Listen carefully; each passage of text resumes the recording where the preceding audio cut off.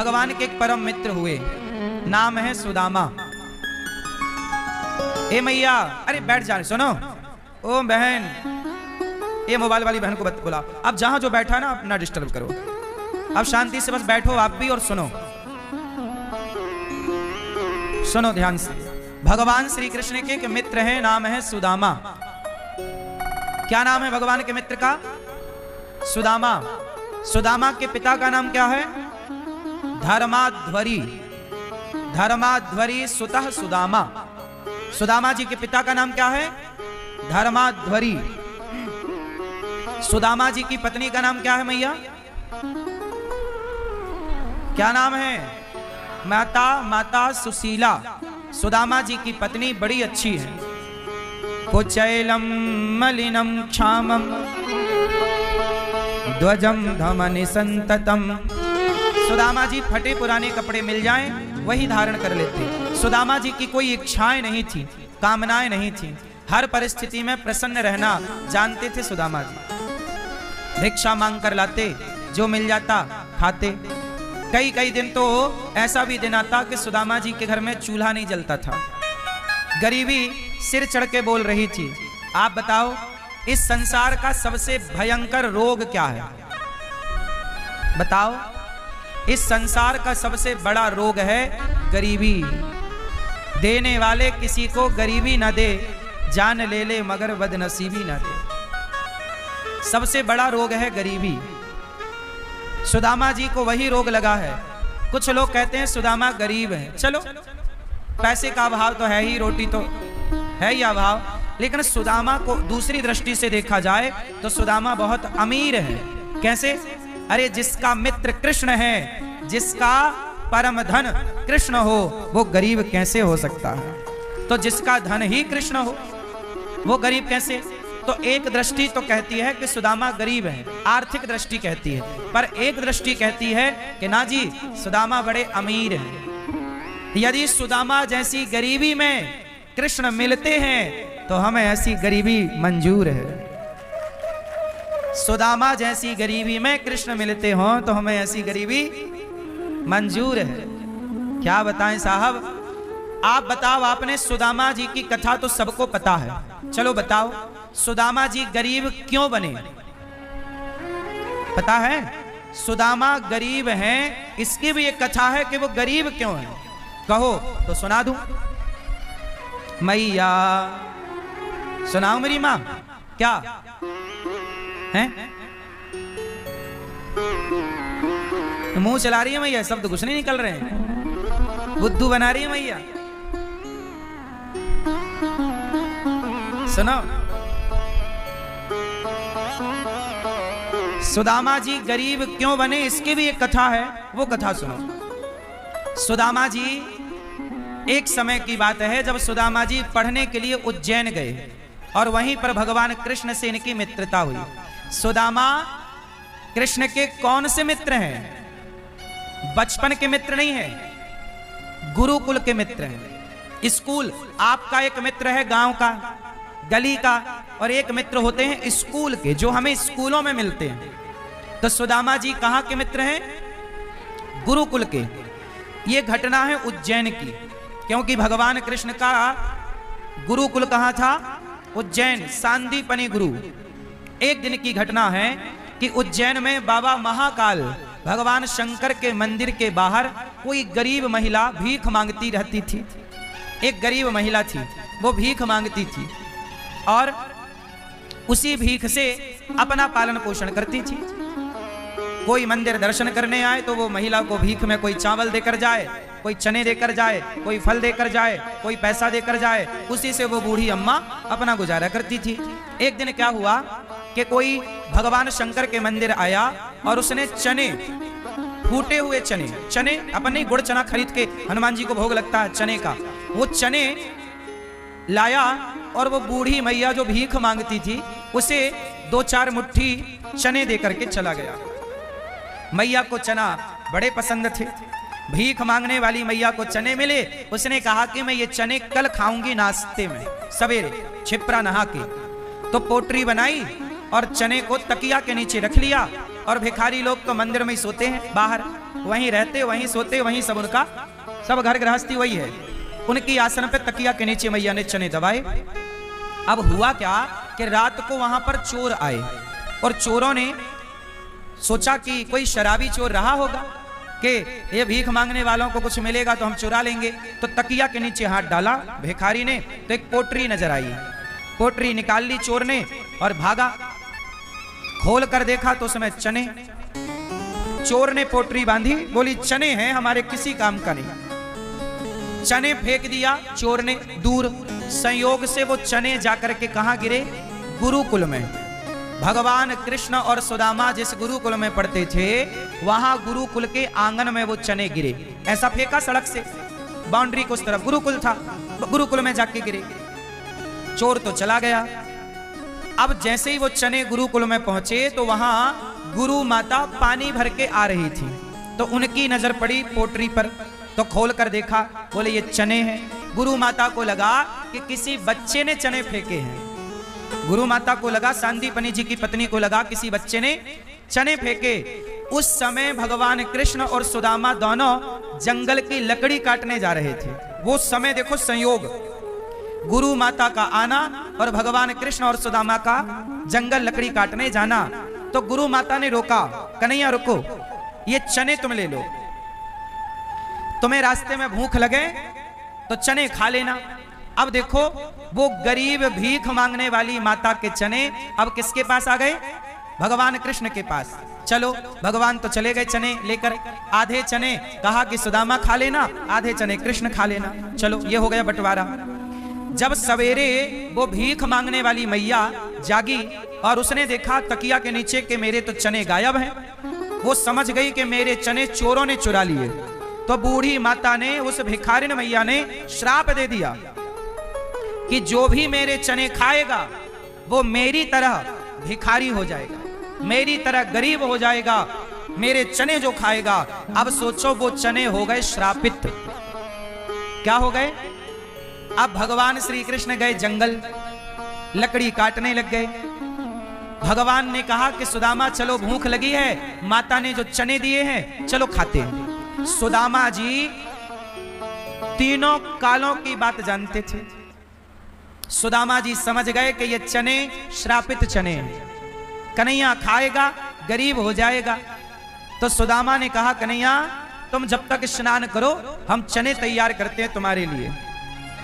जाओ। क्षिप्रा में भगवान नहाने लगे। सुदामा जी ने सारे चने खा लिए। कृष्ण के हक के चने भी सुदामा ने खाए। अब कुछ लोग कहते हैं कि सुदामा ने चने चोरी से खाए इसलिए गरीब बने। नहीं, सुदामा ने चने इसलिए खाए। अच्छा, सुदामा को जब पता लग गया कि इन चनों में श्राप है तो सुदामा ने चने फेंक क्यों नहीं दिए? भाई फेंक भी तो सकते थे, पर सुदामा जी ने कहा कि यदि मैं चने फेंक दूंगा तो चने भगवान ने स्पर्श कर लिए हैं, भगवान के हाथ में चने थे, तो भगवान जिसे स्वीकार कर लें वो तो प्रसाद हो जाएगा ना। और सुदामा को लगा कि प्रसाद फेंकने का विधान सनातन धर्म में नहीं है। प्रसाद का तात्पर्य क्या है? राणा ने विष दिया, मीरा को पता था कि ये जहर है, पर दिया इसलिए ये कहकर दिया कि ये प्रसाद है। तो मीरा ने वो प्रसाद मानकर जहर पी लिया। राणा ने विष दिया, मानो अमृत पिया। मीरा रानी दीवानी कहाने लगी और वो तो गली गली हरि गुण। वो जहर भी क्या बन गया?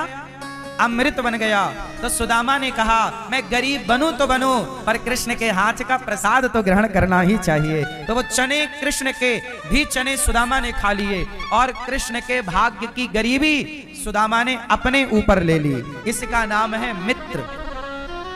मित्र किसे कहते हैं? जो अपने मित्र का दुख अपने ऊपर ले ले, जो अपने मित्र को गलत जाने से रोके, गलत करने से रोके और मित्र की गरीबी अपने माथे ले ले, मित्र का सारा दुख अपने ऊपर ले ले, उसी का नाम मित्र है। सुदामा ऐसे मित्र हैं कि कृष्ण के ऊपर जो श्राप लगने वाला था सदा दरिद्रता गरीबी का, वो श्राप अपने ऊपर लेकर के सुदामा ने भगवान को बचा लिया।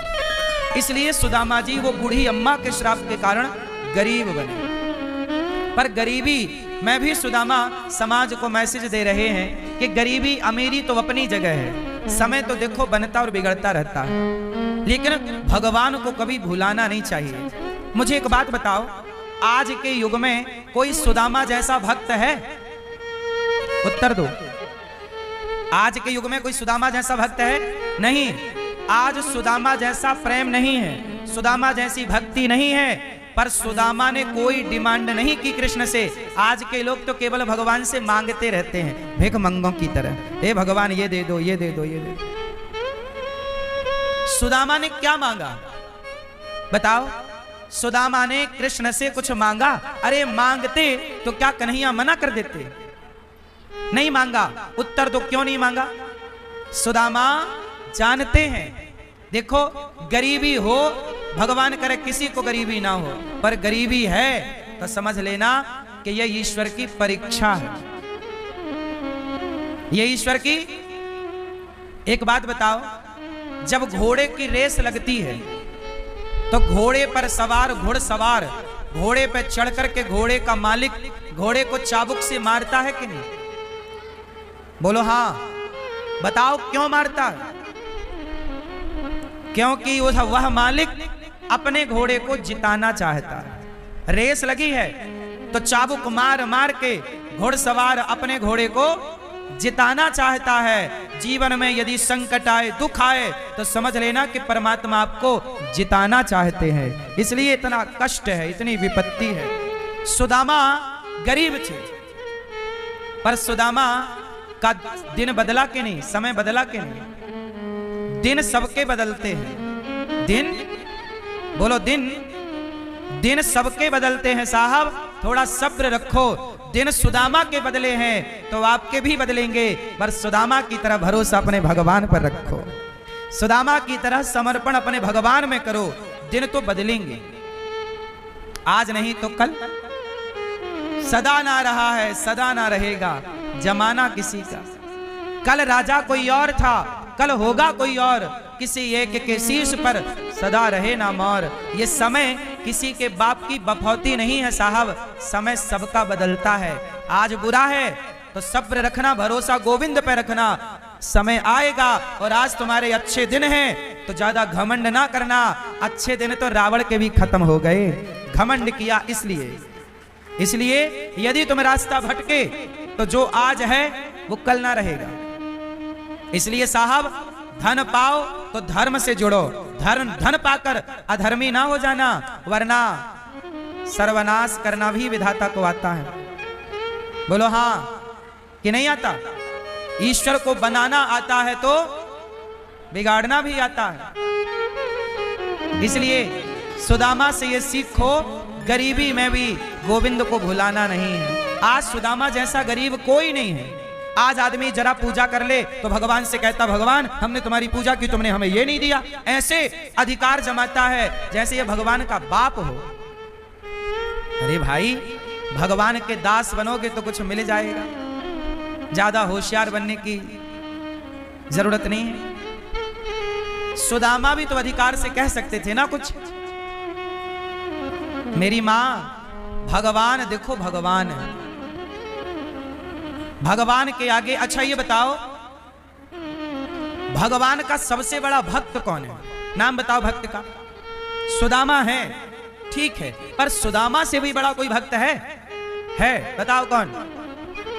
कौन? मीरा है?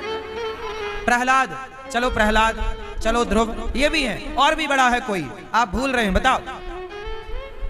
भगवान का एक और भी बहुत बड़ा भक्त है, कौन? अरे झाड़ी वाले हनुमान जी, भूल गए? भगवान के सबसे बड़े भक्त कौन? बोलो, हनुमान जी। बात सही है कि सारे भक्त को हम प्रणाम कर रहे हैं, सब बड़े हैं, पर हनुमान जी सबसे बड़े हैं। बात सही है कि गलत है? सब भक्तों का आदर है, सब भक्तों को प्रणाम है, पर मुझे लगता है कि जितना लाड़ प्यार हनुमान जी को मिला है, राम का, भगवान का, इतना किसी को नहीं मिला। बोलो बात सही है कि गलत है? तो सबसे बड़े भक्त हैं हनुमान जी। सही है कि हम गलत कह रहे हैं? सही है। अब आप बताओ, जब राम के मंदिर में आप जाते हो तो राम के मंदिर में हनुमान जी कैसे बैठे रहते हैं राम के पास? जरा बताओ हमें, कैसे बैठते हैं? कैसे बैठे हैं? बैठ के बताओ। नहीं, पालथी मारे रहो, बस पालथी मारे रहो। हाथ जोड़ कैसे बैठे हैं? ऐसे। और ऐसे ही नहीं साहब, सिर झुकाओ और झुकाओ, इतना नहीं झुका।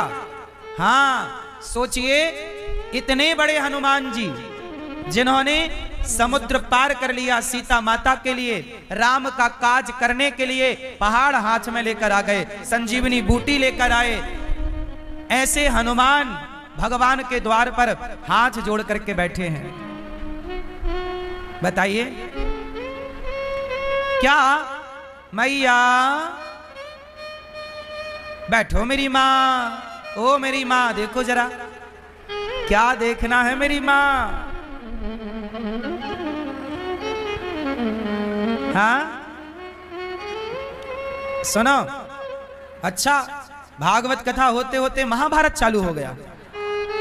अच्छा, ये मैया लोग देखो लड़ाई देखने की ताई कैसे खड़ी हो रही है, झांक झांक के देखनी, लड़ाई देखनी है, कथा नहीं सुननी, लड़ाई देखना। तभी तुम्हारा पति तुमसे लड़ता रहता है, तुम्हें देखनी तो लड़ाई है। सुनो, भगवान इतने बड़े भक्त हनुमान जी, पर द्वार पर राम द्वारे तुम रखवारे, हाथ जोड़कर सिर झुकाकर खड़े हैं। बताइए, हनुमान जी जैसी दीनता सरलता और कहीं होगी? इसलिए भैया, हनुमान जी को क्या नहीं दे सकते राम, पर हनुमान जी ने क्या लिया?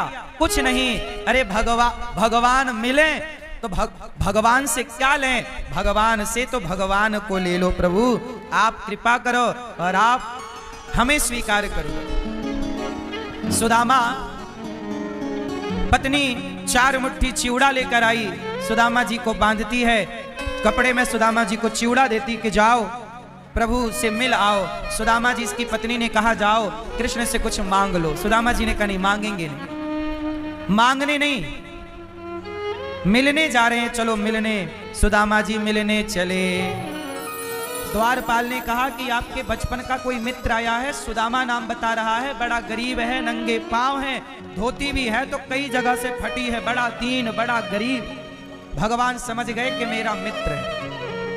दौड़ पड़े द्वारिकाधीश, सुदामा, मित्र सुदामा, दौड़ रहे हैं। रुक्मणी जी घबराई कि भैया कभी ब्रह्मा आए तो ऐसे ना दौड़े, कभी स्वर्ग के राजा आए तो ऐसे ना दौड़े। सारे सभासद मंत्री शंत्री घबराए, कौन आ गया जो ब्रह्मा से बड़ा है, कभी ब्रह्मा के लिए ऐसे नंगे पांव। कन्हैया ना दौड़े और क्या चिल्ला रहे हैं, मित्र सुदामा, मित्र सुदामा। दौड़ रहे, सब देख रहे, वाह कोई विशेष भक्त है। दौड़ रहे, बाहर खड़े सुदामा को लगा पता नहीं कन्हैया पहचानेगा कि नहीं। अब सुदामा को लगा बड़ी देर हो गई, कोई आया नहीं। सुदामा वापस जाने लगे, तभी कानों में शब्द आया, सुदामा। सुदामा ने पलट कर देखा, वही कन्हैया के घुंघराले से बाल, वही सुंदर सी छवि, वही सुंदर सा मुखमंडल, वही मुस्कान। आज सुदामा गदगद हो गए, मेरा कन्हैया रूप रंग से तो नहीं बदला, अब देखना यह है कि स्वभाव से बदला कि नहीं। और सुदामा के पास आकर सुदामा को भगवान ने अपने हृदय से लगा लिया। सुदामा, कहां जा रहे थे तुम मुझे छोड़कर? बड़ी देर कर दी तुमने आने में कन्हैया, कब से तेरे द्वार पर खड़ा हूं।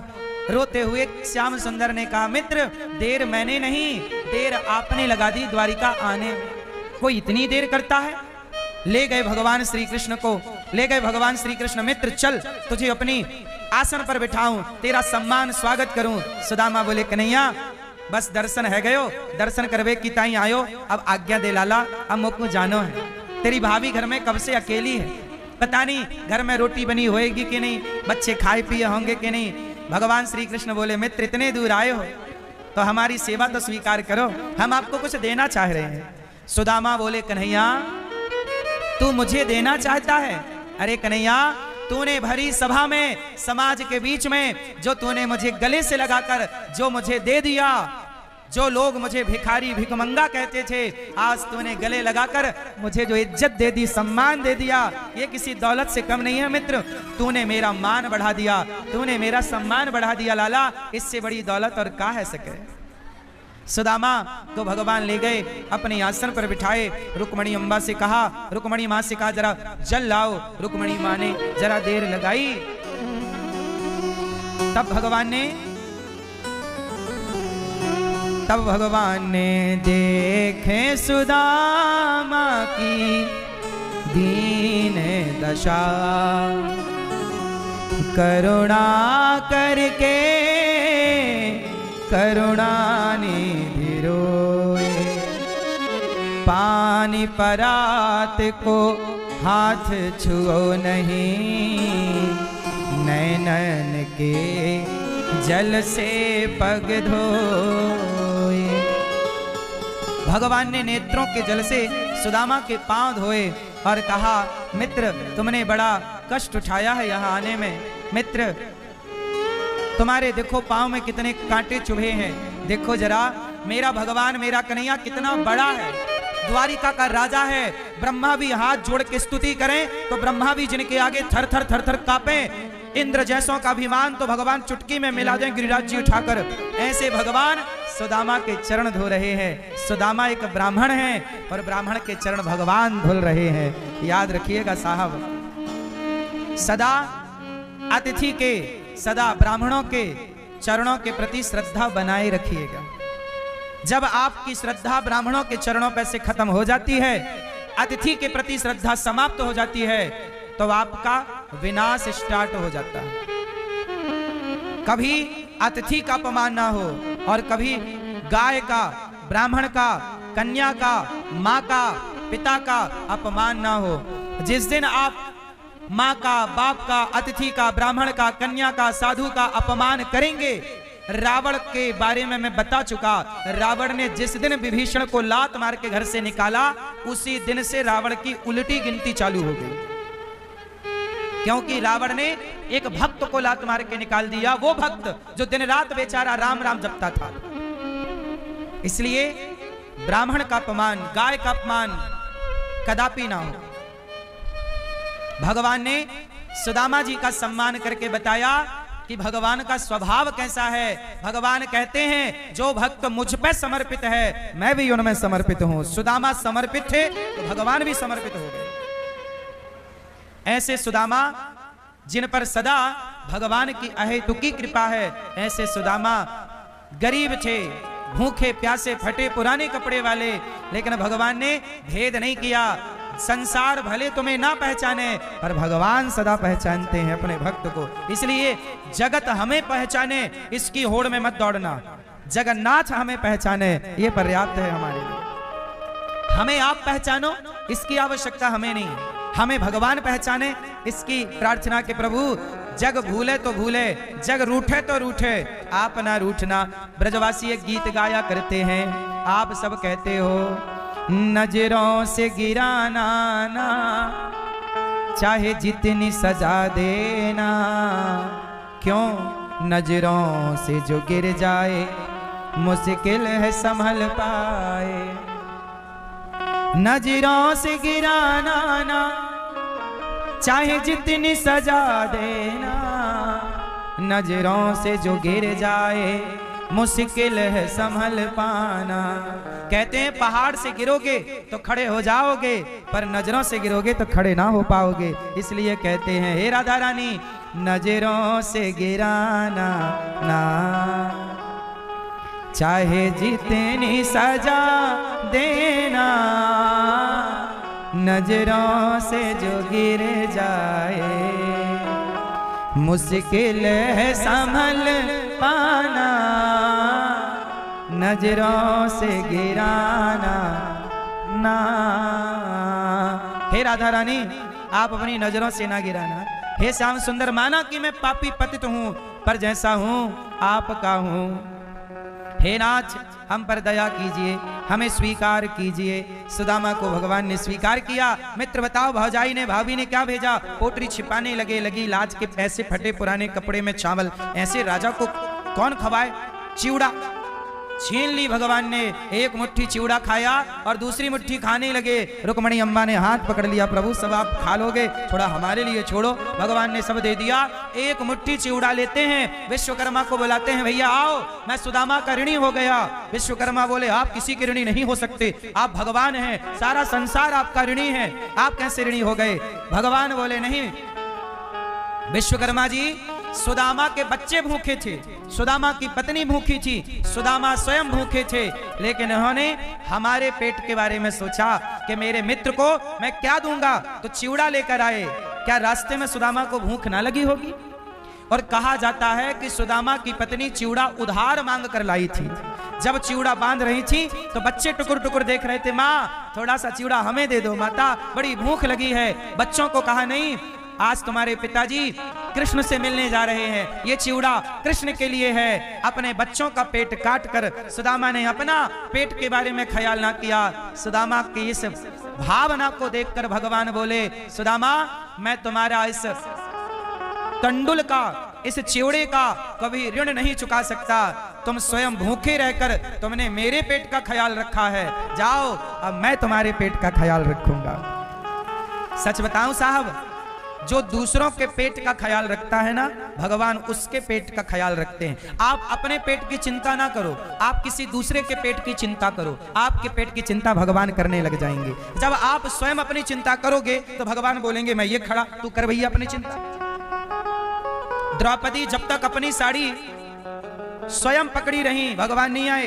अर्जुन पे भरोसा था, भगवान नहीं आए। जब द्रौपदी ने कह दिया कि प्रभु अब आपके सिवा कोई नहीं, तब दौड़े हैं। याद रखना भक्तों, इसलिए ये दास अनिरुद्ध इन्हीं सब सिद्धांतों का निष्कर्ष आपको देता है कि सुदामा अपने पेट की चिंता नहीं, कृष्ण के पेट की चिंता करते हैं। वो भले भर पाए ना भर पाए, 4 मुट्ठी चिवड़ा से किसका पेट भरता है? पर भैया मेरी तो हैसियत इससे ज्यादा है ही नहीं ना। सुदामा ने 4 मुट्ठी नहीं दिया, बल्कि सुदामा के पास उस समय टोटल संपत्ति के नाम पर 4 मुट्ठी चिवड़ा ही था। तो सुदामा ने अपना सर्वस्व दे दिया भगवान को। भाई उसके ज्यादा था ही नहीं, उससे ज्यादा था ही नहीं। इसलिए कहता हूं कि गौरी गोपाल आश्रम में वृद्ध माओ का पेट कौन भरेगा? भगवान सबका पेट भरते हैं। पर ये बताओ, हनुमान जी संजीवनी लेकर आए कि नहीं? अच्छा ना आते तो लक्ष्मण जी तो मर जाते। सच बताओ, हनुमान जी ना जाते, संजीवनी ना लाते तो लक्ष्मण जी मर जाते कि नहीं? जोर से, जोर से। ना मरते, ना मरते। आपको क्या लगता है, संजीवनी बूटी ना लाते हनुमान जी तो क्या कोई ना लाता? भगवान अपना काम किसी से भी करा सकते हैं। आपसे करा सकते हैं, मेरे से करा सकते हैं, हनुमान जी से करा सकते हैं। बोलो हां कि ना? बस मेरी मां राम का काम राम ही करते हैं, पर वो किसी भक्त को माध्यम बनाकर भक्त का यश कीर्ति बढ़ाते रहते हैं। उसी तरह गौरी गोपाल को भगवान ही संभालते हैं, पर भगवान ने हमें और आपको निमित्त बनाकर 300 से अधिक वृद्ध माओं का पेट भरना है। कौन भरेगा? उनके अपने बेटों ने तो घर से निकाल दिया। इसलिए आप उन वृद्ध माओं के पेट के बारे में सोचो, भगवान आपके पेट के बारे में सोचेगा।